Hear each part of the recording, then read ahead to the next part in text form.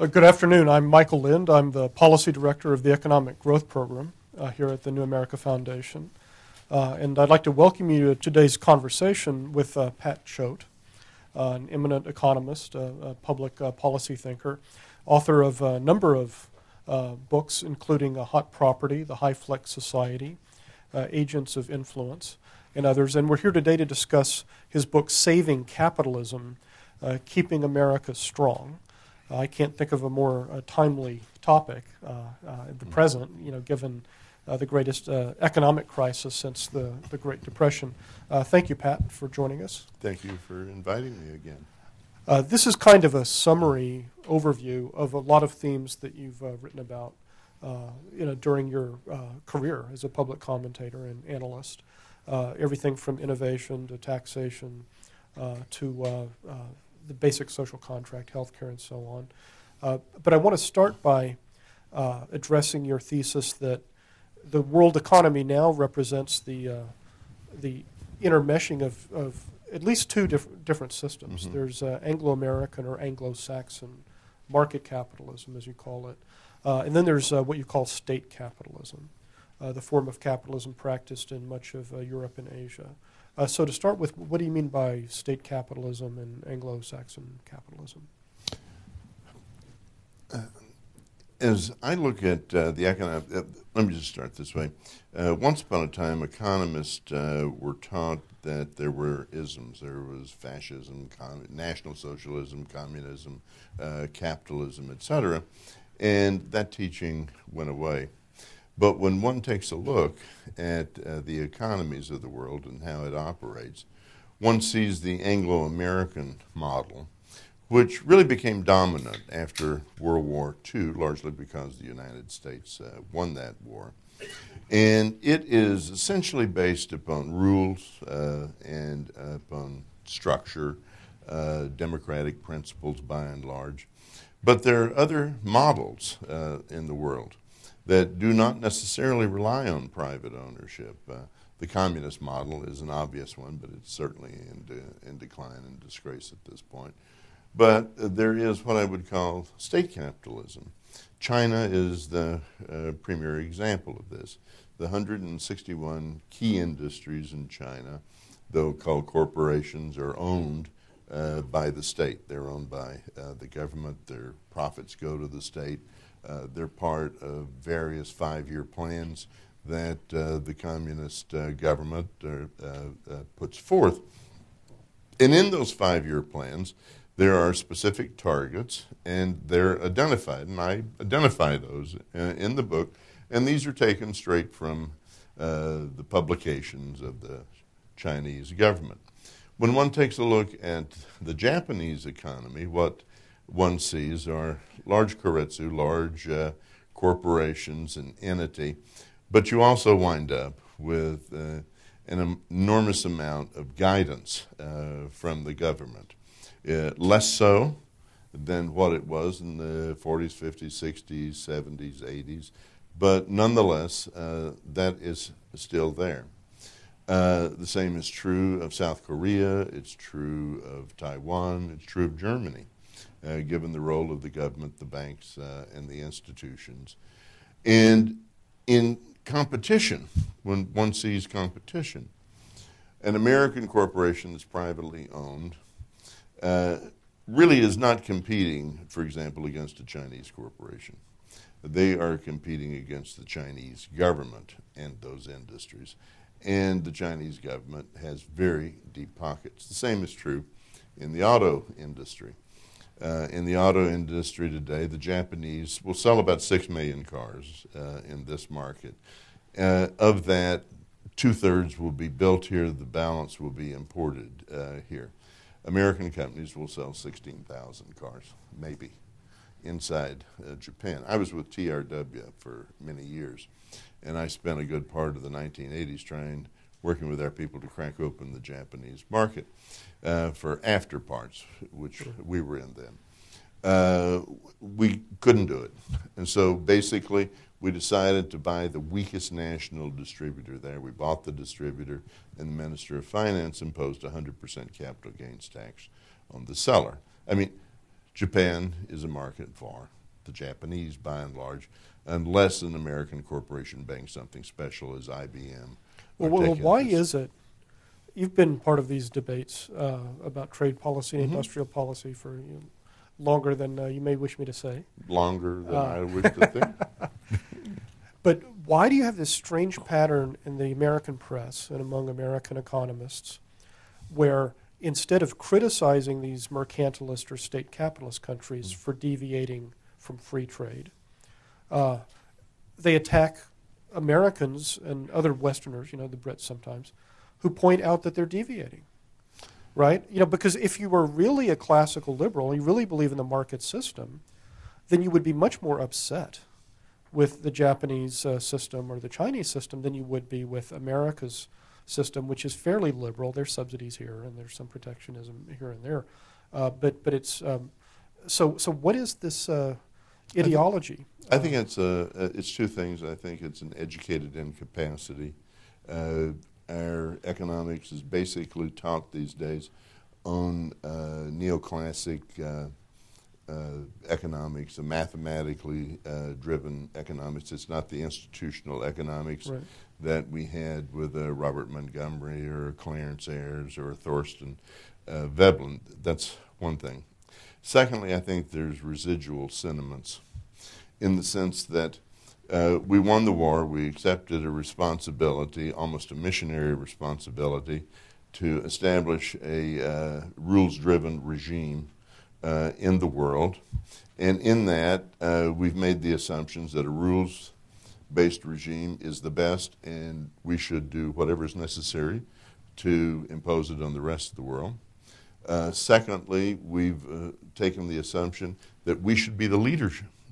Set an example. Right? And we should set the example regardless of the burden, regardless of the cost of doing that. And the third example, or the third reason, is we assume that regardless of the protectionism that others bring, that we get goods cheaply and the net benefit works to the United States. The reality, of course, is just entirely different. I mean, the very fact that since 1980 we've had a cumulative trade deficit of $6 trillion means that we've had a unilateral transfer of wealth of historic proportions. We've lost the capacity to produce jobs, to produce the goods that we need for our national security. I mean, the question that I keep asking is what further evidence do we need that this approach is a failure? It may well be. It will require a deep recession or a deep depression to get there. Winston Churchill famously said that Americans will always do the right thing when all the alternatives have been exhausted. So that may be the necessity here. Well, what is the end game getting beyond this present system of these escalating deficits?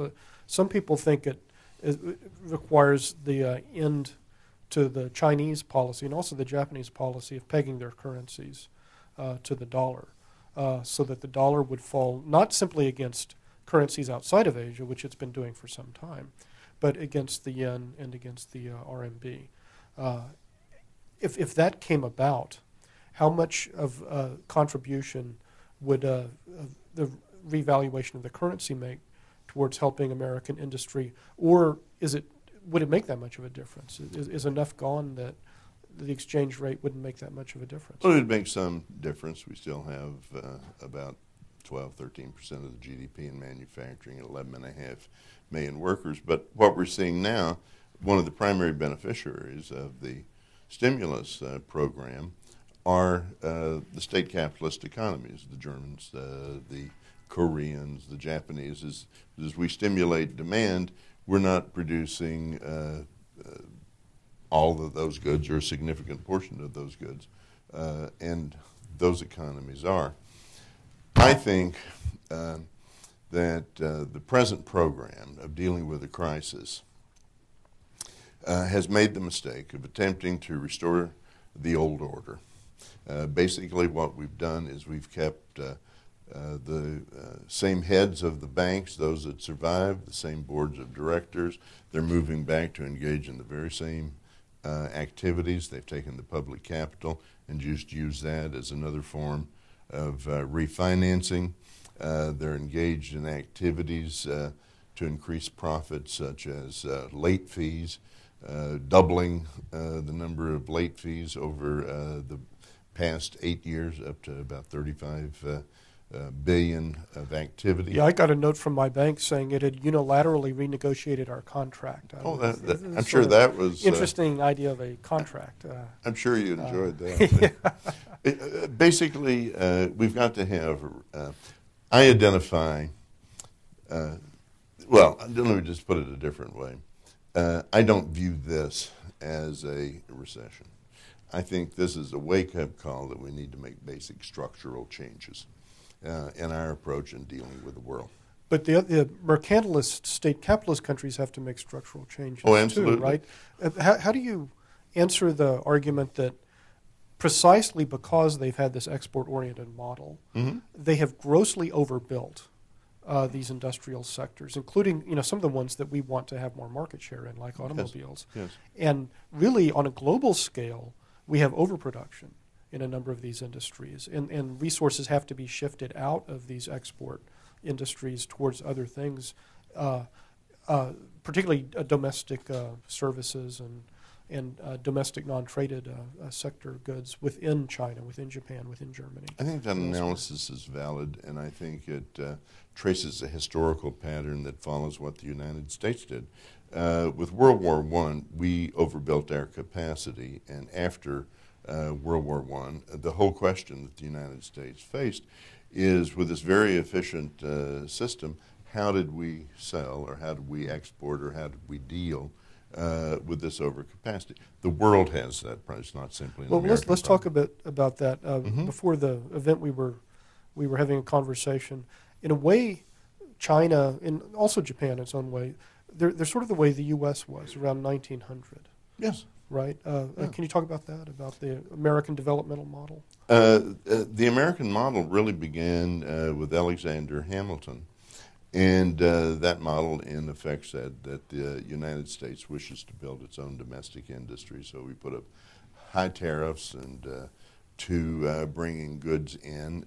We started basically with the textile industry, and the first lobbyist for the textile industry was a man named Daniel Webster, who represented the Boston manufacturers. Paid by them very well. Paid by them very well, in fact.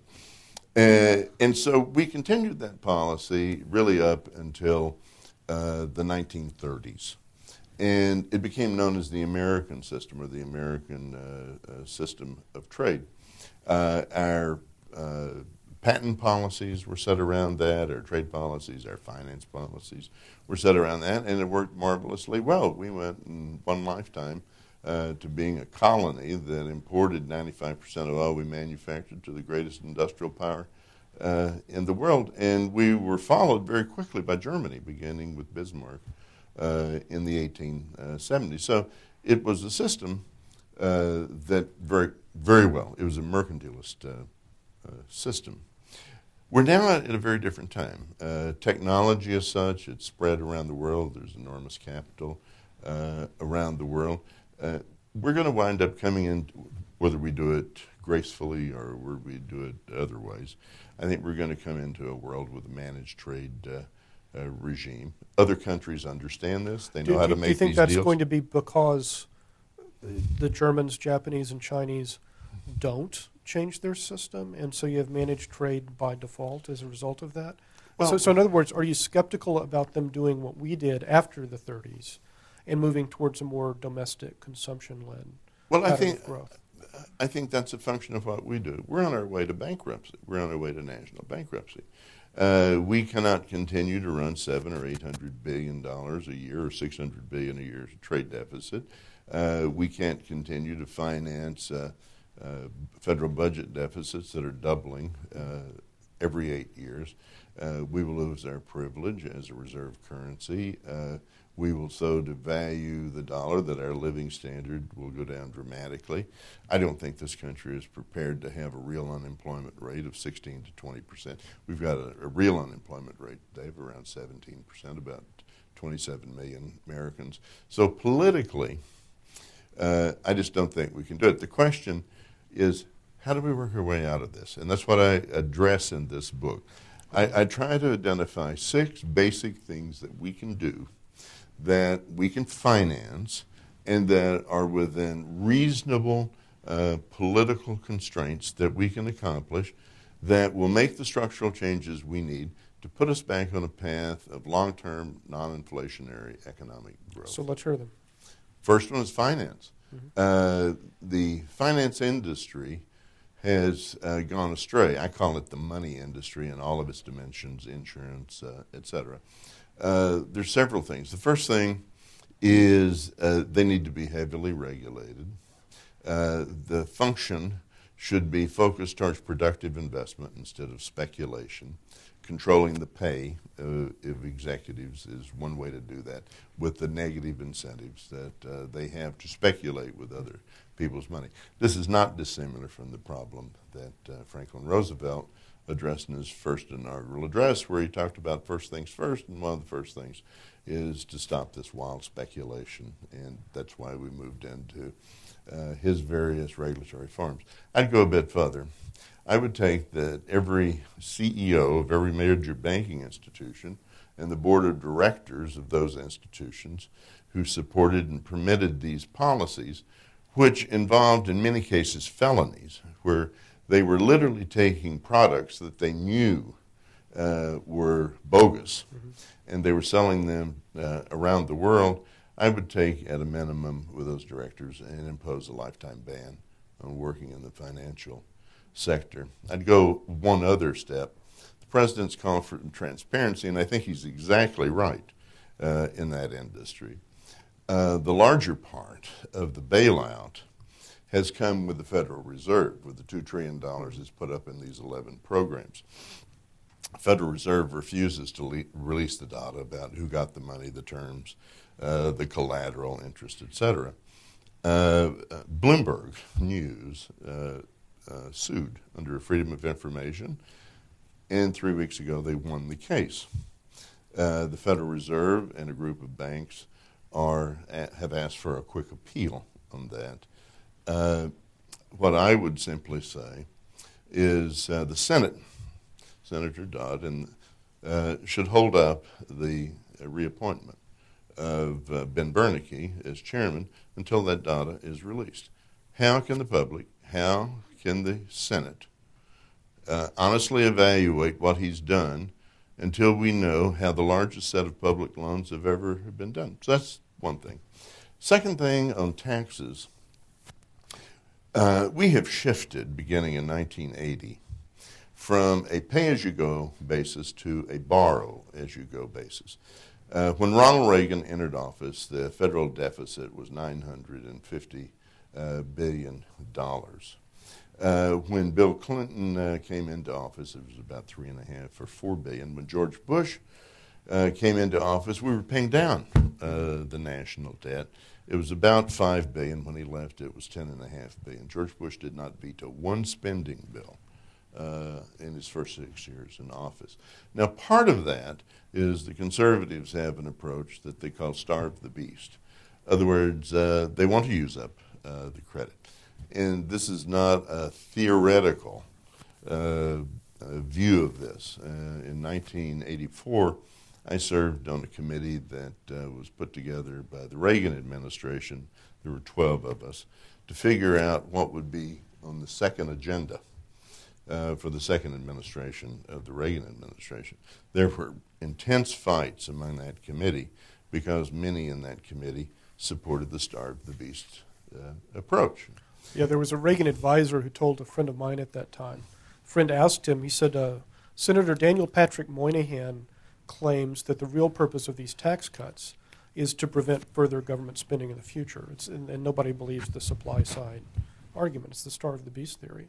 So he asked this Reagan advisor, who was a friend of Reagan's, and he said, quote, I don't know if Dutch understands it, but that's the program. Well, I think he did understand it because, he said one of the ways you stop it is you just take away the money. But Cut off the but it was allowance. it was a very real discussion as that report was being drafted. But the other thing they did was they have shifted the burden of taxation from capital to labor. That's right. And we don't have a federal consumption tax, and so you call for one. You call for a value-added tax. That's right. In your book. When one takes a look at the politics of taxation, I think, at least I conclude, that the corporate and personal income tax have run their route. We've done as much over 100 years as we can do to that. When I was writing that chapter, there were 174 members of the House and 34 members of the Senate had signed a pledge that's on the internet that they will not raise taxes. Here you have a group of people that have effectively said raising taxes is off the table. So the question then is, how do we go about it? We can do a fair tax. We can do a flat tax. I prefer a value-added tax. And a value-added tax, to me, is preferable for several reasons. One, it's compatible with our trade agreements. Our trade agreements are such that a country that uses a VAT can rebate the VAT on exports. So if a German company exports a $50,000 Mercedes-Benz, and the VAT tax in Germany now is 19%, they get a $10,000 rebate. The car arrives in the U.S. market at $40,000. If Cadillac sends an Escalade to Germany, a $50,000 Escalade, the German government adds 19%, so it suddenly becomes a $60,000. So the American manufacturer and American workers are disadvantaged in both markets, in both the foreign and here. 151 countries have a VAT. Stewart & Stewart, a very prominent Washington law firm, expertise in trade, did the calculations for me for the year 2007, is just what that cost, country by country. And in the appendices here, I put that in for 151 countries, just what it cost on taxes that are added when our imports go in, and on taxes that are on goods that are exported, subsidized when they come to the United States. The total number is about $375 billion. Well, Larry Summers has said that the United States will have a VAT as soon as the liberals figure out that it's a money machine, and as soon as the conservatives figure out that it's regressive. Well, I think I would disagree with Summers on the question of regressive. We can make it in such a way where it's not regressive. We can have a lower rate or exempt food, medicines, and so the Europeans. Right. So tax reform, financial reform, innovation policy? Innovation policy, one of the advantages of the U.S. economy has been our ability to innovate, to create. We are a very creative people, and the inventor, what I would call the inventor syndrome, is bred into our culture. So, and we have done very little in an imaginative way with that for years. What I am suggesting is, first of all, we need to use direct funding for the Patent Office. It's now funded off of fees. It's hard to imagine. The Patent Office, it operates for about $1.9 billion a year. It's done off fees. Because it has had in the Bush era and part of the Clinton era the funds diverted, where once it would take a year or 17 months to get a patent, it's now 3.5 years, and we have a backlog of about $1 billion. There's a certain madness involved in saying we want innovation, putting tens or hundreds of billions of dollars into research. We then get the innovation, and we set it in a warehouse in Virginia for 4 years because we don't put up enough money to hire good patent examiners. So we do that. A second thing I think that we can do that would be creative is we have a differential patent term. We could say on certain rather standard patents that it's almost a registration, like a copyright, for example. On things that are more complex, what we can say that are in the national interest, such as green projects, energy projects, bio projects, is to say to encourage the private investment, we'll give a longer term. We just simply say instead of 17 years or 20 years, you can have 22 years or 23 years. You say to the pharmaceutical companies, we have these niche diseases, for example. If you will spend the money, we will give you the longer time to get the returns.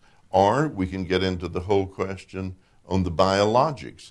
How much time do you give exclusive use for that innovation, which can be $1 billion or so? The Europeans are giving 10 years.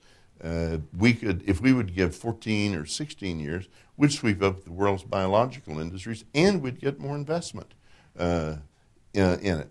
So what I'm saying is, if we will go back to the basic constitutional argument that you're going to give exclusive use to inventor, to authors for their creations for a set time, and that set time is real.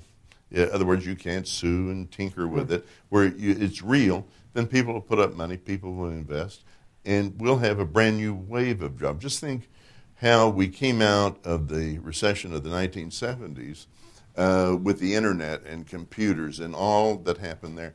There are dozens of areas, environment, energy, where we can do this. Biotech and medicine. Yeah.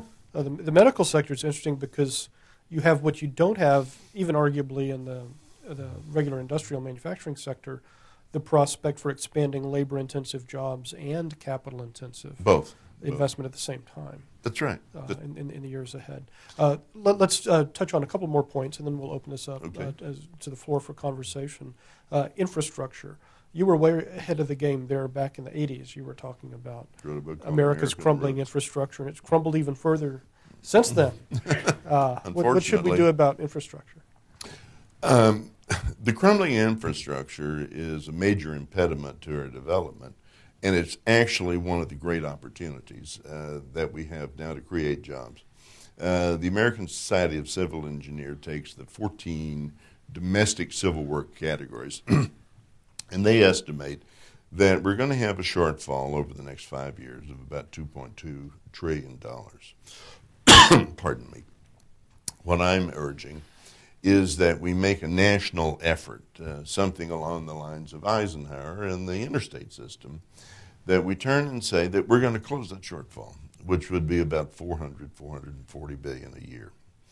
That in closing that, at the end of the 5 years, we want our infrastructure really brought up to where it should be, that we're going to do things such as the internet. We're going to have the fastest internet service in the world, and there's all kinds of ways that we can do that creatively that we haven't done. We can do it, for example, as some communities are doing it already, we can do it over the electric lines. I was in Nevada yesterday, and the internet service in this little town, part of Winnemucca, you just plugged a special modem into the electric plug, and they had super high-speed internet.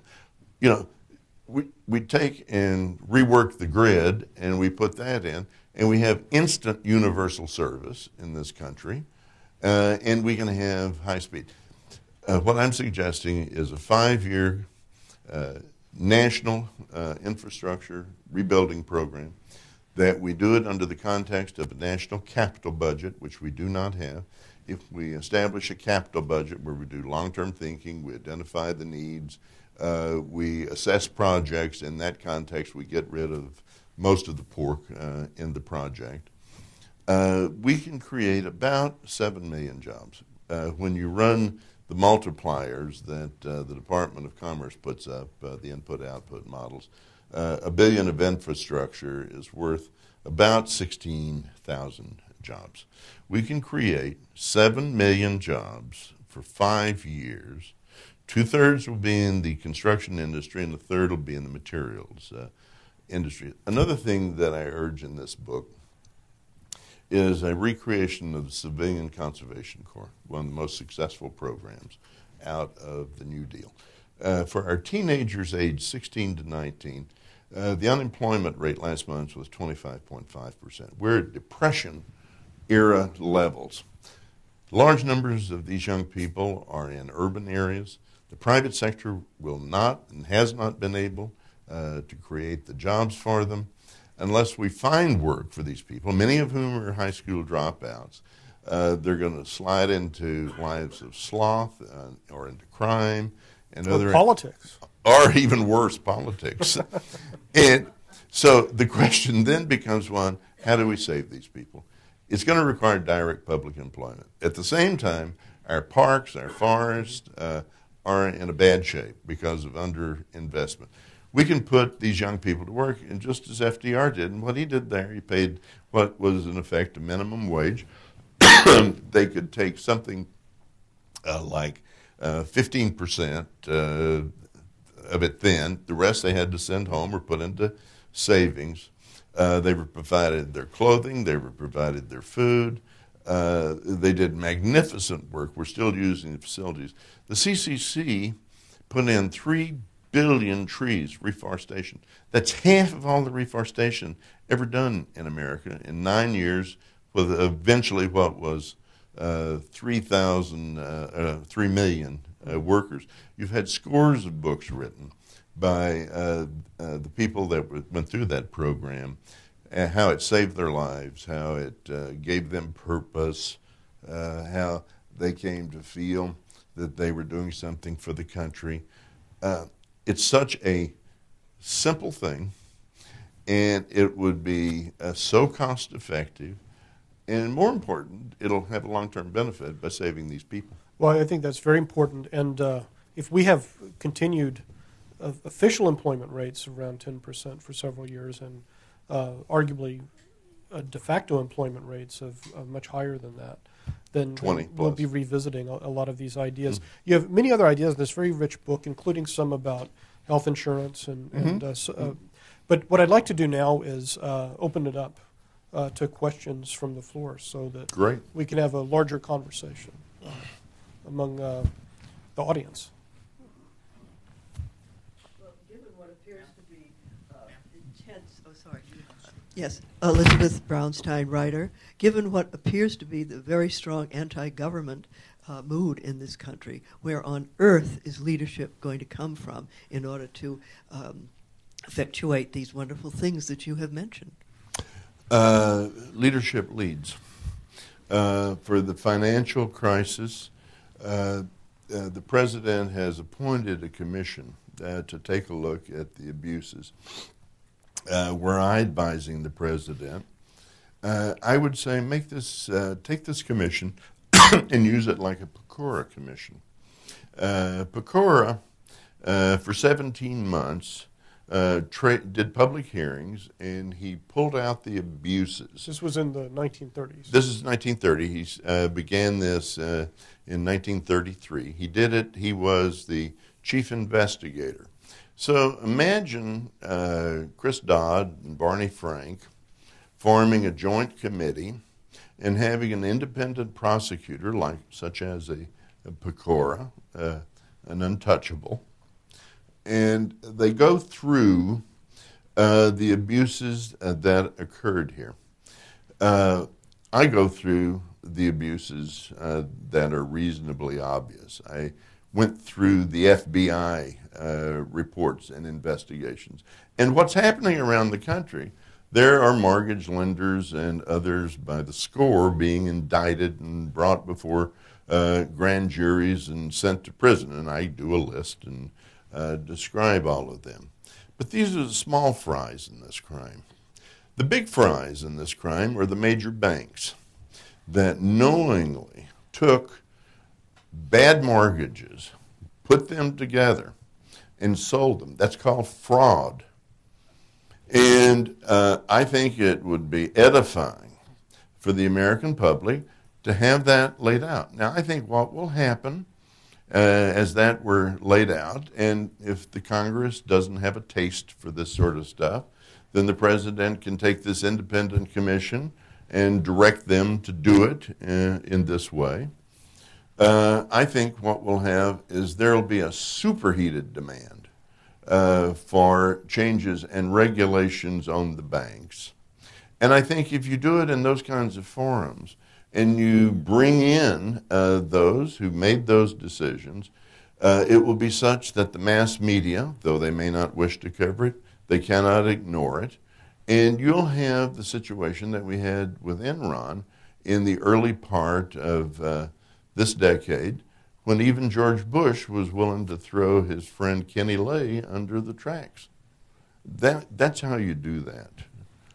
You educate the public, and then you let an educated and an outraged public drive the politics. Ed Levy, I hope that you didn't say this before I walked in the room, but what's your assessment of the stimulus bill? What's good and bad about that? Okay.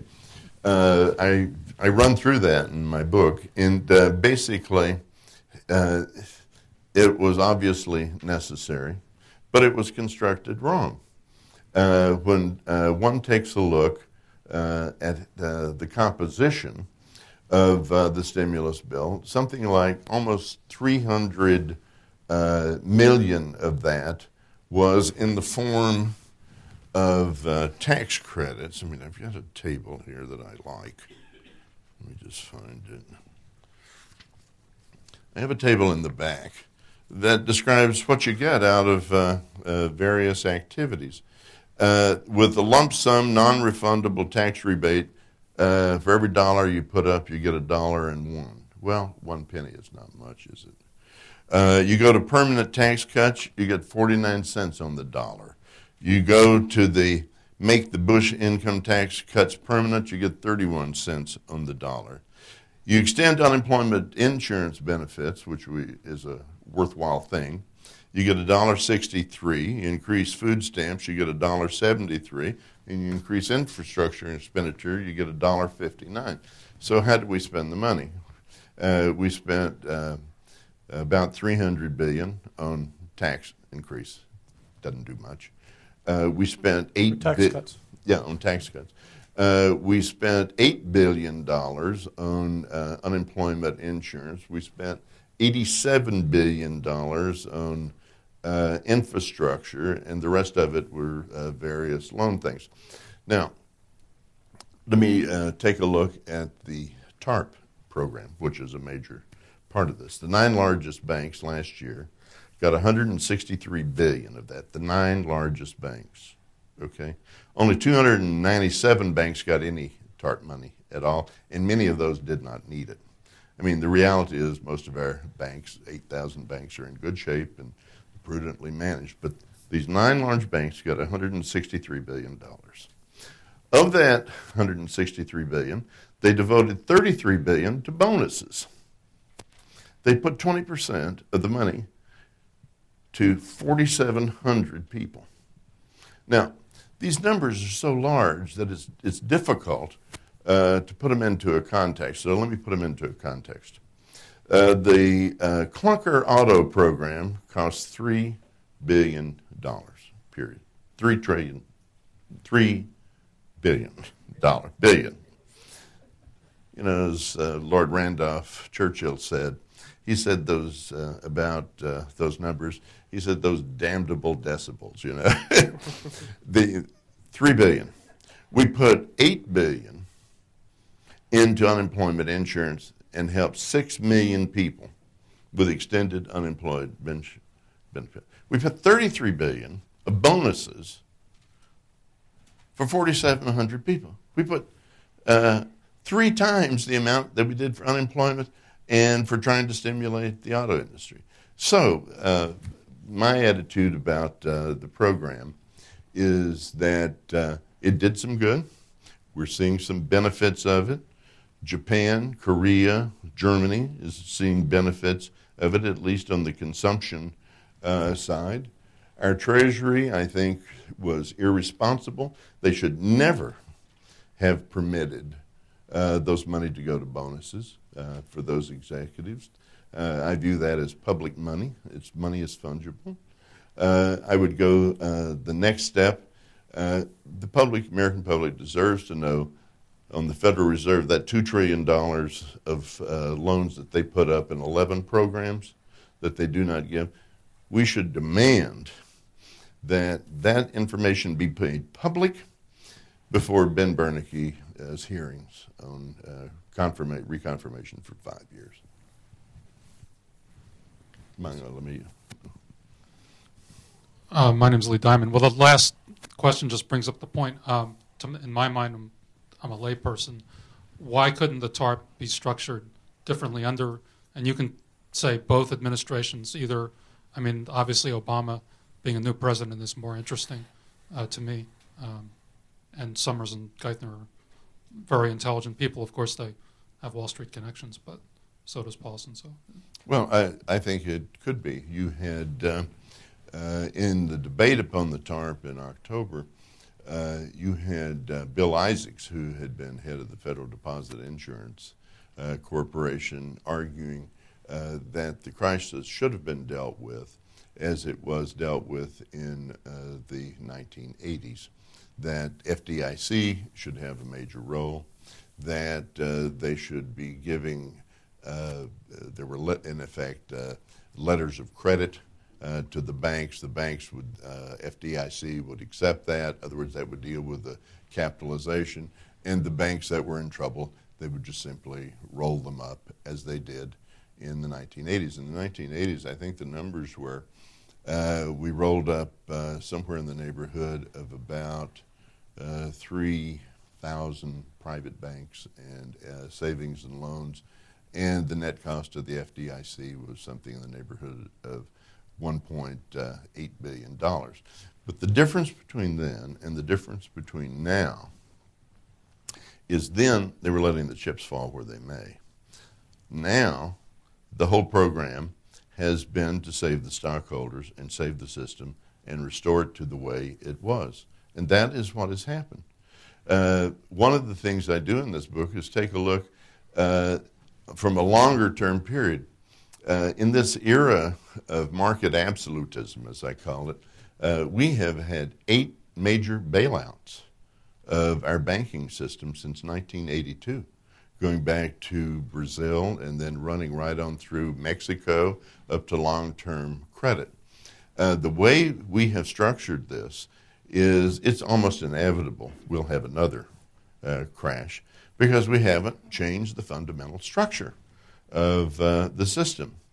My epigram for the next change is reform first, bailout second. In other words, I think we've gone too far down the road at this point to make any meaningful reforms. Any reforms that are going to be done, they're going to have to be done internally by the Federal Reserve or the Comptroller General or the FDIC. It cannot get through Congress. The money industry is the largest political group in our country. And I cite some studies that have been done that have traced out the money. The money industry between 1988 and last year, the end of last year, had invested something in the neighborhood of $1.7 billion in political contributions, and they'd invested $3.3 billion in lobbying and lobbyist activity. Now, many, in my view, I'm hard on this, as you can gather. In my view, much of that lobbying activity is nothing more than a deferred bribe. In other words, members fully understood they're going to come out and they're going to get $500,000 a year consulting fee for the rest of their life. I studied the Japanese system on that and how it operates, and this is basically the same model that it's worked. Dick Durbin, who I like and respect very much, said it very clearly in an interview, and I quote him in this book. He just says, Congress is owned by the financial industry. And that's a reality. But what gives you hope about the president? You were saying the president could have this Pecora Commission and all of that. This is a president who went off public finance Mhm. because he got so much money largely from Wall Street investment Right. banks. This is a president who will have to raise enormous sums, presumably from these very entities, and when he runs again in 2012. His Republican opponent, presumably, will be raising money from exactly the same entities Mhm. that we're talking about the president regulating. So isn't this a problem of our democracy in general? It's all of the elected branches. It's the executive branch and the legislature. It is a problem. And in this book, I trace out the Wall Street money connection with this administration, beginning from the beginning, where the chairman of this finance commission was Penny Pritzker. The Pritzker family is worth about $16 billion. And Penny Pritzker and Merrill Lynch did the first subprime loans. They helped invent the model. The bank went under, and her family had to pay out, I think, $450 million to take care of the losses. The staff around the president or deciding economic policy are all from Wall Street. But let's view it another way. I really believe that Barack Obama's intentions are good. And he is saying the right things. I begin and end the book with a quote. Pardon my voice. You can see I've been on book tour. I begin and end my book with his quotes from his inaugural address, which expressed exactly the right sentiments. Now, I think Barack Obama faces the same challenge that Abraham Lincoln did. Lincoln could not find generals that could do the job, and he went through several. Some were incompetent, some were competent, some were well-motivated, some were personally motivated. And he threw them over, and he found his champion. I think that's what Obama must do. He must find the right champions. Obama has a chance. There's a 5th place on Mount Rushmore.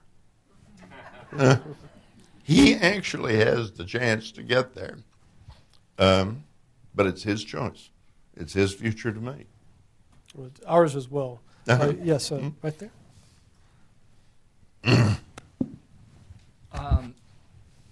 Pat, I had the chance. There was something that Senators Reid and Dorgan set up as part of the Democratic Policy Committee called the Horizon Project. Mm-hmm. And it was chaired by Leo Hendry with the vice chairman, Ralph Gomery. Two good guys. And when they looked at globalization, a lot of the other things you're talking about, infrastructure, but in analyzing the globalization, they said that there's a divergence that has crept in between the interest of the multinational corporations and the national interest.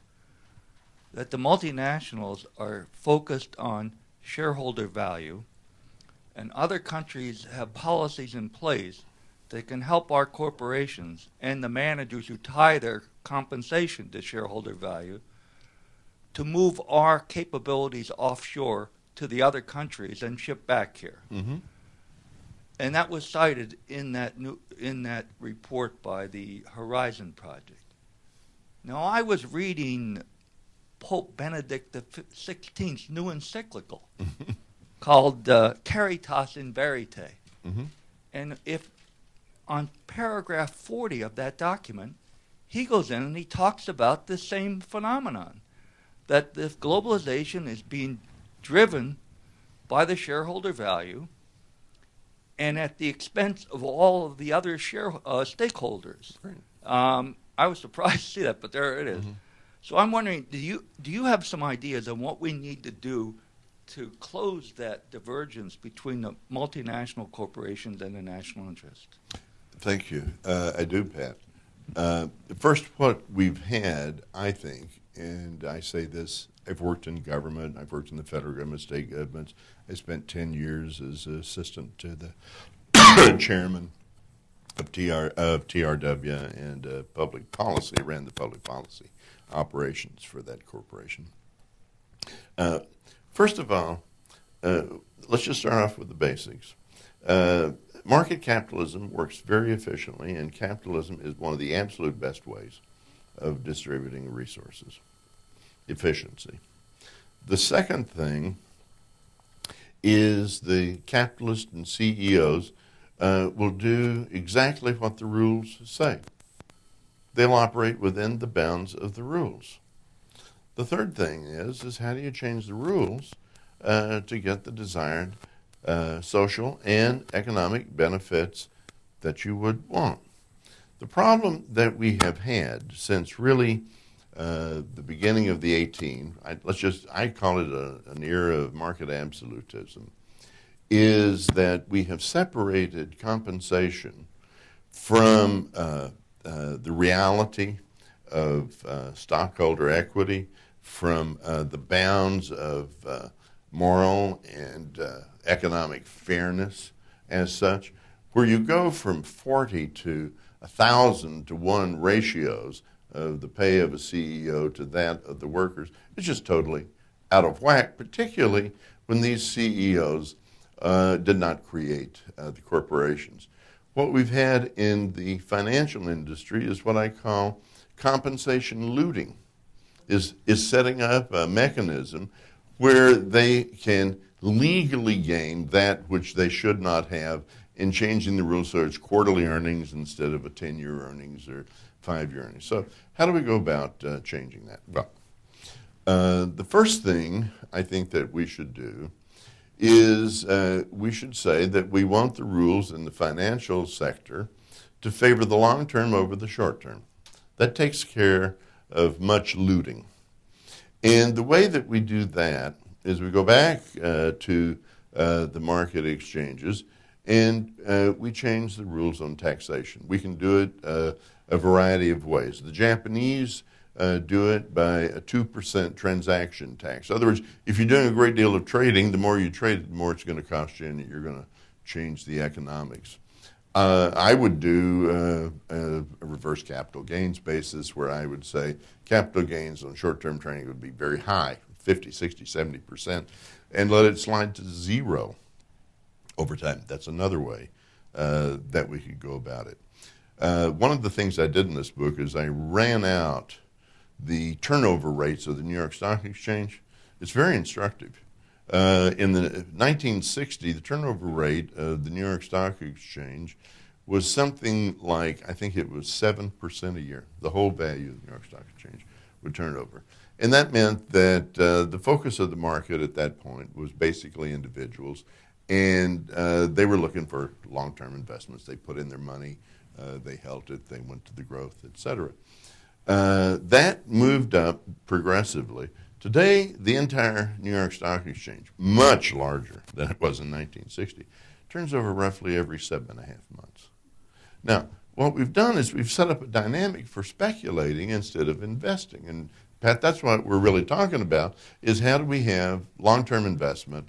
How do we have the interest of the corporation and the interest of society align themselves? And we can do a variety of things.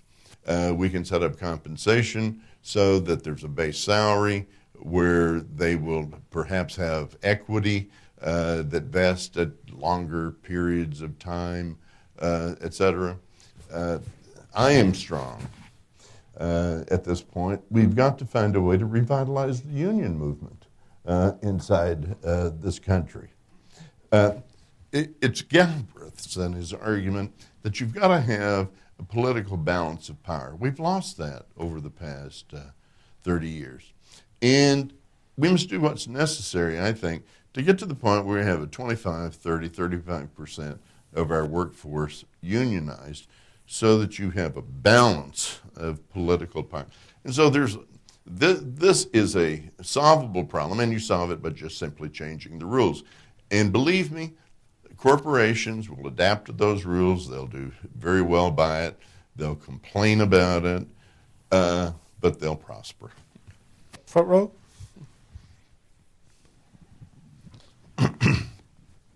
Hi. My name is Kunio Kikuchi. I work with Masaoka Associates, a consulting firm. I was a little concerned about Michael's mixing, or let's say calling in one breath the capitalism as practiced in Japan and China and Europe, I think it's very misleading. Before World War II, Japan had what you call the robber baron type capitalism learned from the United States. And then after World War II, and by the way, at that time, China was a very poor country.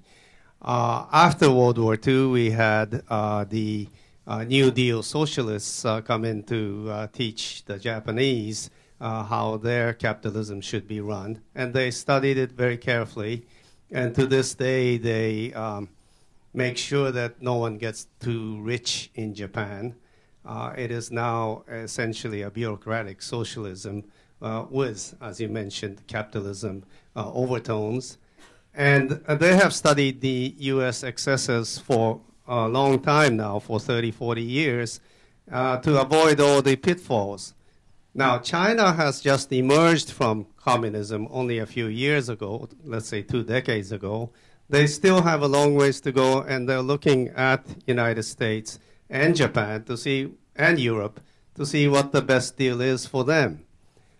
So to say that Japan and China and Germany are all state capitalism is dangerous. Now, going back to what you just said, how should we get out of it? Perhaps I feel that there are many elements of Japanese capitalism that the U.S. could learn right now. Thank you.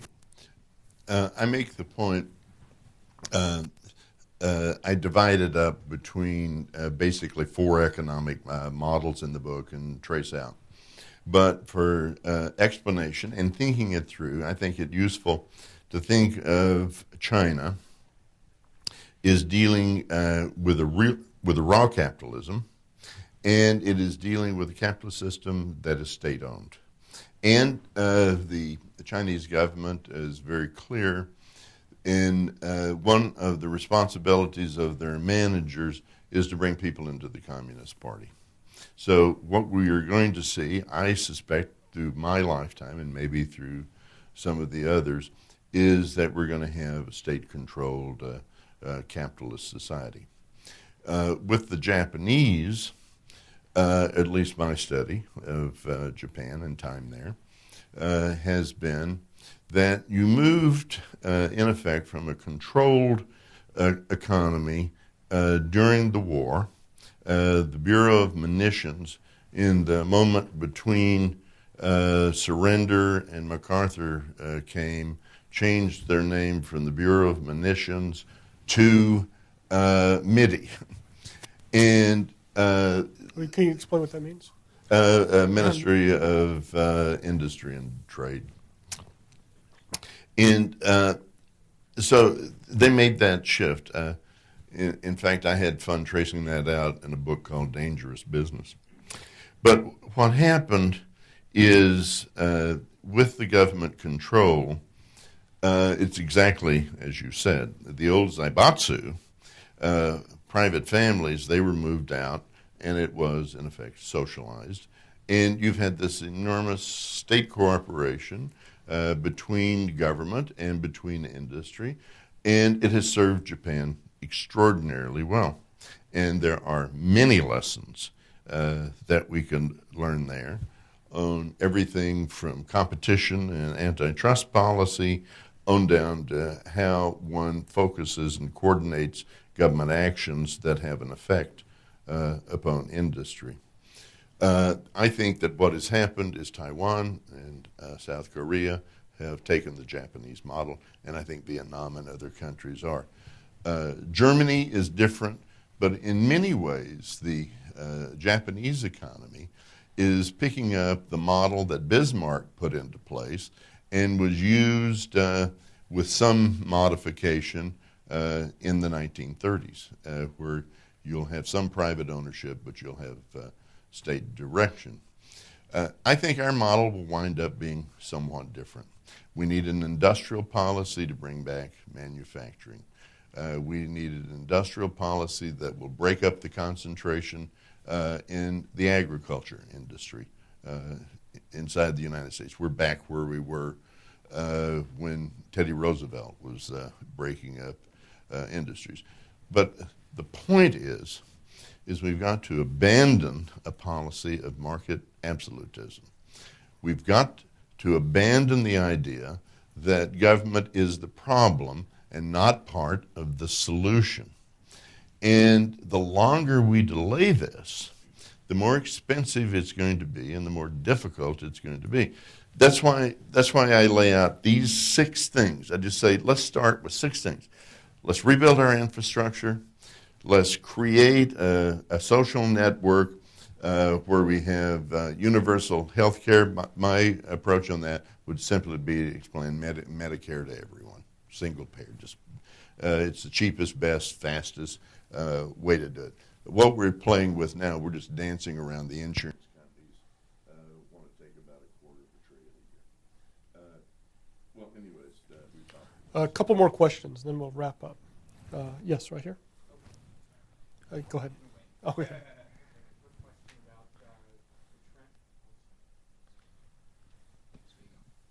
Okay, quick question about foreclosures. Foreclosures appear to be peaking again. I mean, going up again. They're in Q3. They'll probably be about 25% higher than they've been since '06. How do you see that rolling out? Do you see a lot more bank failures? Or do you see more intervention to prevent them, or what do you foresee? It's a function of what the Treasury and the Fed decide to do on it. It's also a function of saying, are we going to extend unemployment insurance? What we have done is move past the speculative and the subpar. We're now moving into that segment of the population that was employed and that would meet the standards for getting a mortgage and are now falling into the abyss. They're falling out of the middle class. They're unemployed. I urge everyone, when the unemployment tables come out, they put a list. Go down to the bottom of the list, and there's chapter 12. There's table 12, alternative measures of unemployment, and take a look at that. And take a look at it over time. This is all a function of the decisions that our people make. It's not a predictive thing. One more question. Up behind you, Danny. I'm Arnie Packer. Hi, Pat. Hi.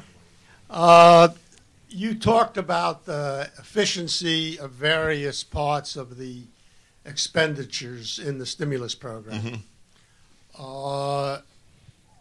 In the original Clinton welfare reform proposal, there was supposed to be guarantees of jobs for everybody on welfare who was supposed to work. Wouldn't that be a much more efficient way to reduce unemployment and preserve human capital than some of these other alternatives that have been tried? Arnold, I think it absolutely would be. That's why I'm urging the recreation of a CCC. We're in a situation in which the only way we're going to be able to bring down this unemployment is through, in many cases, large direct government employment. I mean, I agree with that fully. What will happen in this country if we run 15, 16% real unemployment for 4 or 5 years? We're going to tear at the very shreds of our society. We need to move on. I mean, we're in a different time. Give up this absolutism. Understand that government really does have a role, and that it's to our benefit to take our human capital, to keep it work, keep it motivated, keep it buying into the American dream. Second row, last question. Your idea of lifetime bans is a very attractive idea for management and boards, and there's precedent for it in the United States. We did it with Michael Milliken, the junk bond trader, but there doesn't seem to be an expressed appetite for it that I've heard from our political leaders, and so I wonder whether you see an opportunity at meetings such as the G20, when you have some fairly progressive foreign leaders, Sarkozy, for example. Is there a greater appetite there, and might we find the impetus for it from outside our borders, because some of these people are rather angry at what happened here? I think it would be wonderful.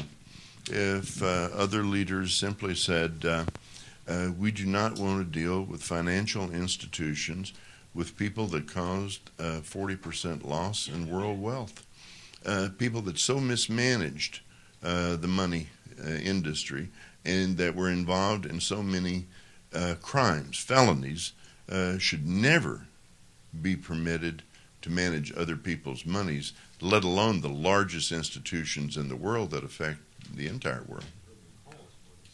The book is Saving Capitalism, Keeping America Strong. Thank you for joining us today. Thank you very much.